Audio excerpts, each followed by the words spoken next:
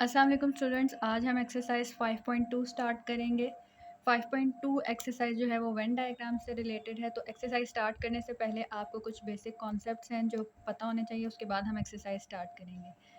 तो जब भी आपके पास वेन डायग्राम का क्वेश्चन गिवन हो तो आपने देख लेना है कि उसमें आपके पास जो गिवन सेट्स हैं ए बी सी या कोई भी जो भी आपको सेट्स गिवन हैं वो किस तरह के हैं, वो डिसजॉइंट हैं, ओवरलैपिंग बनेंगे या किस तरह के बनेंगे। तो अगर आपके पास ए और बी में कोई भी टर्म कॉमन नहीं आती, कोई भी एलिमेंट दोनों में कॉमन नहीं है, तो हमारी वेन डायग्राम इस तरह से बनेगी। इसको कहेंगे कि डिसजॉइंट सेट्स होंगे हमारे पास जिनमें कुछ भी कॉमन नहीं है। इसी तरह अगर ए और बी में कुछ एलिमेंट्स आपके पास कॉमन आ जाते हैं तो वेन डायग्राम इस तरह से बनेगी, ये ओवरलैपिंग होगी। और अगर आपके पास तीन सेट्स आ जाते हैं ए बी और सी, जिसमें बी जो है उसके एलिमेंट्स ए के साथ भी कॉमन है और सी के साथ भी कॉमन है, तो फिर हमारी वेन डायग्राम इस तरह से बनेगी। और एक और केस होगा कि जिसमें बी के तमाम एलिमेंट्स ए के अंदर मौजूद होंगे, यानी बी के एलिमेंट्स जो हैं वो बी सेट बी जो है वो सेट ए का सबसेट होगा। तो फिर हमारी वेन डायग्राम इस तरह से बनेगी, हम बी को ए के अंदर ड्रॉ करेंगे। इसी तरह से हमारे पास एक और कंडीशन आती है जिसमें हमारे पास जो तीनों सेट्स गिवन होंगे उसमें तीनों के एलिमेंट्स एक दूसरे के साथ कॉमन होंगे, तो फिर हमारी जो वेन डायग्राम बनेगी वो इस तरह से होगी।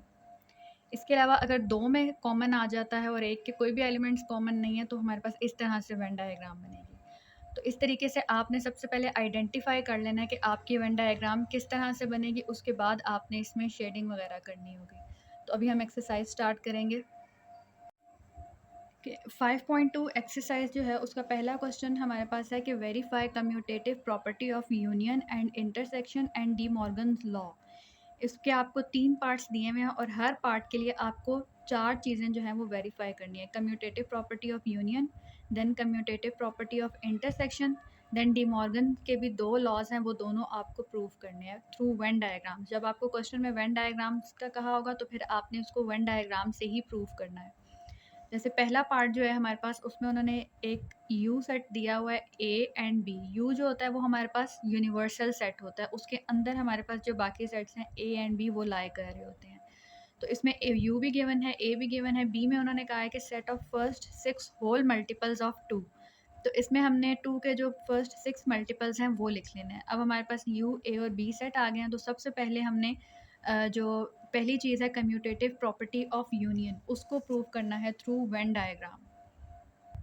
सबसे पहले आपने देख लेना है कि हमारे पास जो वेन डायग्राम है वो किस तरह की बनेगी। अगर मैं यहाँ पर देखूँ, मेरे पास जो सेट ए और बी है इसमें एक एलिमेंट जो है वो कॉमन आ रहा है, 10 दोनों में कॉमन कॉमन है, तो हमारे पास ओवरलैपिंग डायग्राम बनेगी। जिस तरह मैंने ये ड्रॉ कर लिया, ए और बी ओवरलैपिंग है। इसमें जो कॉमन टर्म होती है उसको हम सेंटर में लिख देते हैं, जैसे ये 10 मैंने यहाँ पर लिख लिया और रिमेनिंग ए के जितने भी एलिमेंट्स हैं वो यहाँ पर आ जाते हैं, 0 5 15 और 20। इसी तरह जो बी के रिमेनिंग एलिमेंट्स हैं वो यहाँ सेट बी में आ जाएंगे, 2 4 6 8 12। इसके अलावा यूनिवर्सल सेट में बाकी जितने भी एलिमेंट्स हमारे पास रह गए हैं उनको हम बाहर लिख लेते हैं, वो यूनिवर्सल सेट के अंदर है। दोनों साइड्स पे डायग्राम आपकी इस क्वेश्चन के लिए इसी तरह से बनेगी, जस्ट आपकी जो प्रॉपर्टीज़ है उनके लिहाज से इनकी जो शेडिंग है वो डिफरेंट होगी, और उसको हमने वेरीफाई करना है कि दोनों साइड्स पे हमारा सेम पार्ट शेड होना चाहिए। तो पहली जो प्रॉपर्टी है हमारे पास थी कम्यूटेटिव प्रॉपर्टी ऑफ यूनियन, यानी कि A union B is equal to B union A. इसके लिए हम देखेंगे, यहाँ पर मैंने एक एक तरफ ए यूनियन बी ले लिया और एक तरफ बी यूनियन ए के लिए मैंने डायग्राम ड्रॉ कर लिया। तो इसमें हमने क्या करना है कि शेडिंग करनी है। जैसे अब ए यूनियन बी है तो उसका क्या मतलब है कि ए यूनियन बी में हम ए और बी के तमाम एलिमेंट्स लेते हैं। तो इसका क्या मतलब है कि मैंने यहाँ पर ए और बी इस इन दोनों सेट्स को फुल शेड कर देना, तो ये मेरे पास ए यूनियन बी वाला रीजन आ जाएगा। तो इसको हम शेड करते हैं इस तरह से, ए और बी इसमें दोनों एलिमेंट्स जो हैं हमारे पास वो आ जाएंगे।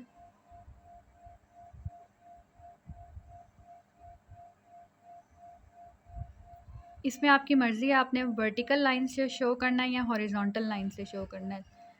जब आपके पास 2 चीज़ें आ जाएँ तो आपने एक को हॉरिजॉन्टल से करना होता है और एक को वर्टिकल से।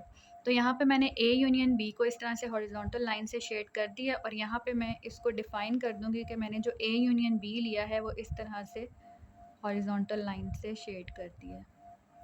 इसी तरह हम दूसरी साइड पे देखें तो यहाँ पर हमें बी यूनियन ए वाला पार्ट लेना है। तो बी यूनियन ए में भी हमने क्या करना है, यूनियन में क्या होता है कि दोनों सेट्स आते हैं, तो यहाँ पर भी हमने इन दोनों को शेड कर देना है।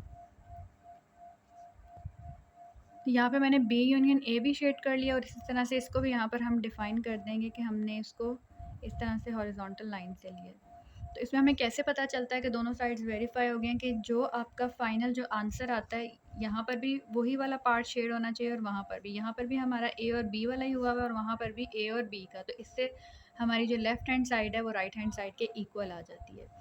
इसी तरह से अब हमारी जो सेकंड प्रॉपर्टी है वो है कम्यूटेटिव प्रॉपर्टी ऑफ इंटरसेक्शन। तो वो क्या होगी, A intersection B is equal to B intersection A. तो इंटरसेक्शन का क्या मतलब है कि हमने दोनों में कॉमन पार्ट देखना होता है। यहाँ पर अगर हम देखें तो ए और बी में कॉमन पार्ट कौन सा है, ये जो जहाँ पे 10 है ये वाला रीजन। तो इसमें हमने जो कॉमन पार्ट है यानी कि ये वाला रीजन, इसको शेड कर देना है।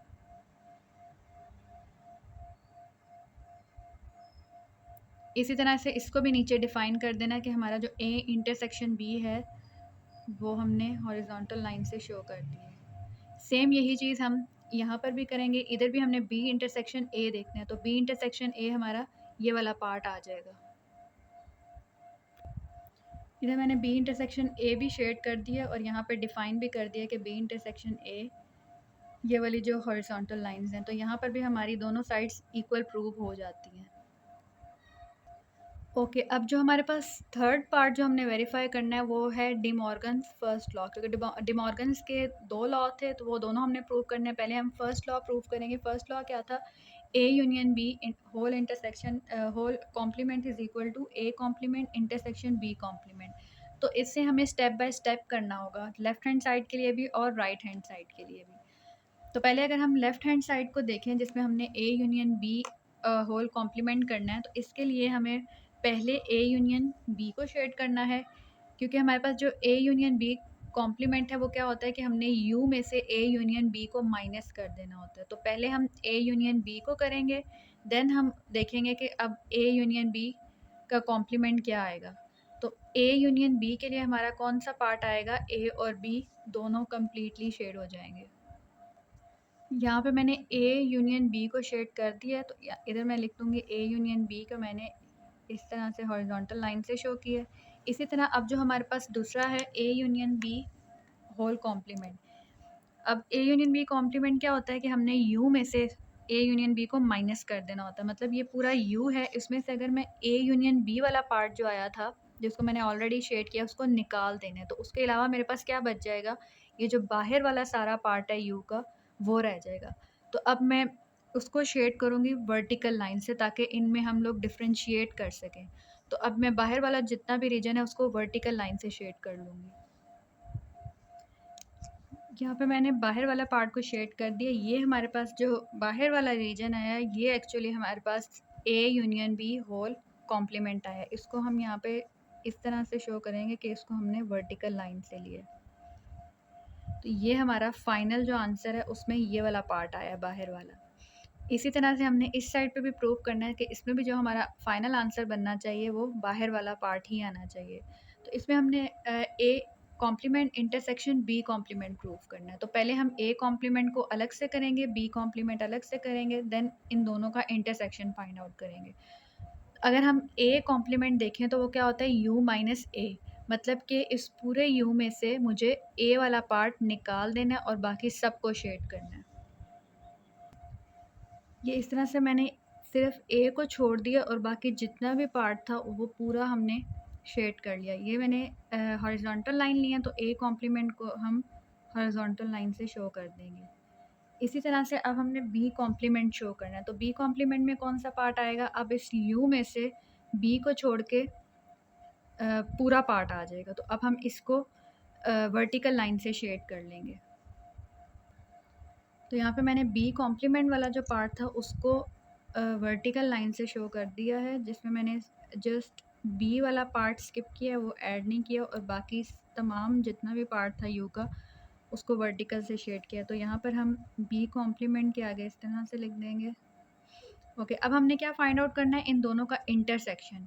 इंटरसेक्शन जब भी हम वेन डायग्राम में निकालते हैं तो वो हमारे पास वो पार्ट आता है जिसमें ये दोनों हों। क्योंकि इंटरसेक्शन में हम क्या देखते हैं, कॉमन पार्ट। तो कॉमन पार्ट कौन सा होता है, जिसमें हमारे पास हॉरिजॉन्टल लाइंस भी हों और वर्टिकल लाइंस भी हों। मतलब ये वाला जो पार्ट जहाँ पे इस तरह से बॉक्सेस बन गए, ये वाला रीजन आपके पास इंटरसेक्शन में आएगा। अब वो कौन सा पार्ट है, अगर हम ए और बी के अंदर देखें तो हमारे पास सिंपल यहाँ पर जस्ट वर्टिकल लाइंस आ रही हैं, यहाँ पर जस्ट हॉरिजॉन्टल लाइंस आ रही हैं। और अगर हम बाहर वाला रीजन देखें तो वो वाला पार्ट है जिसमें दोनों आ रहे हैं, मतलब इस तरह से आपके पास बॉक्सेस बन रहे हैं। तो हमने ये डिफ़ाइन किया कि हमारे पास जो ये वाला पार्ट जहाँ पर बन रहा है वो हमारा फाइनल आंसर है, मतलब ये वाला रीजन। तो इस साइड पे भी हमारा यही वाला रीजन आया था और इस साइड पे भी ये बाहर वाला रीजन आया। इसका क्या मतलब है कि दोनों साइड्स इक्वल प्रूव हो गए हैं, ये लॉ वेरीफाई हो चुका है। इसी तरीके से अब जो हमारे पास फोर्थ पार्ट है, यानी कि डी मॉर्गन का सेकंड लॉ, उसको हमने प्रूव कर लेना है। अब सेकंड लॉ क्या होता है, A intersection B whole complement is equal to A complement union B complement. तो इस साइड पे अगर हम देखें तो हमने A intersection B whole complement निकालना है। तो उसके लिए हमें पहले ए इंटरसेक्शन बी पता होना चाहिए, फिर उसको अगले स्टेप में हमने यू में से माइनस कर देना। तो पहले ए इंटरसेक्शन बी अगर हम देखें तो इंटरसेक्शन में कौन सा पार्ट आएगा, यानी कि जो ए और बी में कॉमन होगा। तो कॉमन पार्ट ये वाला है, इसको हम लोग इस तरह से शेड कर लेंगे।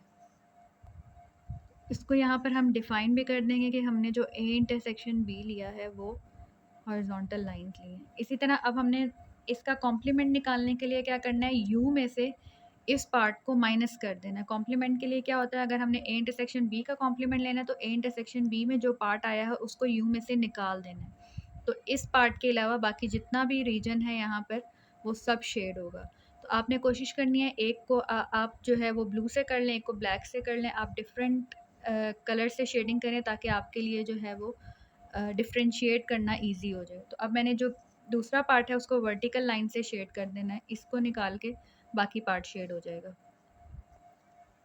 तो यहाँ पे मैंने ए इंटरसेक्शन बी कॉम्प्लीमेंट को भी इस तरह से शेड कर दिया वर्टिकल लाइन से। यहाँ पर हम लिख लेंगे इस तरह से। मतलब यहाँ पर हमारा कौन सा पार्ट आया है, इस इंटरसेक्शन को छोड़कर बाकी जितना भी रिमेनिंग यूनिवर्सल सेट था वो कंप्लीट हमारे पास आ जाता है A intersection B whole complement में। इसी तरह अब हम राइट हैंड साइड पे देखेंगे, उसमें हमारे पास था A intersection union B, A complement union B complement. तो पहले हमने ए कॉम्प्लीमेंट निकालना है, बी कॉम्प्लीमेंट निकालना है, उसमें से हम A complement union B complement वाला जो पार्ट होगा उसको डिफाइन कर देंगे। तो पहले हमने निकाल लेना है ए कॉम्प्लीमेंट। वो क्या होता है कि यू में से हमने ए को माइनस कर देना है, यू पूरे यू में से ए वाला पार्ट निकाल देना है। यहाँ पे मैंने ए कॉम्प्लीमेंट को हॉरिजॉन्टल और बी कॉम्प्लीमेंट को वर्टिकल लाइन से शेड कर दिया, बिल्कुल जिस तरह से हमने पिछले पार्ट में किया था। अब हमने पिछले पार्ट में तो इनका इंटरसेक्शन निकालना था, तो हमने कहा था जो जिस रीजन में ये दोनों आ रहे होंगे, यानी कि जहाँ पर हमारे पास इस तरह से ये बॉक्सेस बन रहे होंगे, वो वाला रीजन हमने इंक्लूड किया था। यहाँ पर हमने यूनियन बताना है। यूनियन क्या होता है कि उसमें हमारे पास कंप्लीट जितने भी एरियाज शेड हुए होते हैं वो सब आते हैं। मतलब हमारे पास हॉरिजॉन्टल लाइंस भी आती हैं, वर्टिकल लाइंस भी आती हैं, प्लस हमारे पास जहाँ पर ये दोनों मीट कर रहे होते हैं, ओवरलैप कर रहे होते हैं, वो वाला रीजन भी आ जाता है। तो ये सारा पोर्शन, क्योंकि यूनियन में हम सब चीज़ें इंक्लूड करते हैं, तो ये हमारे पास यूनियन वाला रीजन आ जाता है। तो इसमें हम देखें तो हमारे पास वर्टिकल लाइंस भी आएंगी, हॉरिजॉन्टल लाइंस भी आएंगी, और बाकी जहाँ पर ये ओवरलैप कर रहे हैं वो वाला रीजन भी आ जाएगा। ये सारा यूनियन में आएगा। यहाँ पर भी अगर हम देखें तो यहाँ पे ये वाला रीजन हमारे पास स्किप हो चुका है, ये इंक्लूड नहीं हुआ। और यहाँ पर भी ये वाला, इस रीजन के अलावा बाकी जितना भी रीजन था वो हमारे पास फाइनल आंसर में आया था। तो इससे हमारे पास दोनों साइड्स वेरीफाई हो जाती हैं।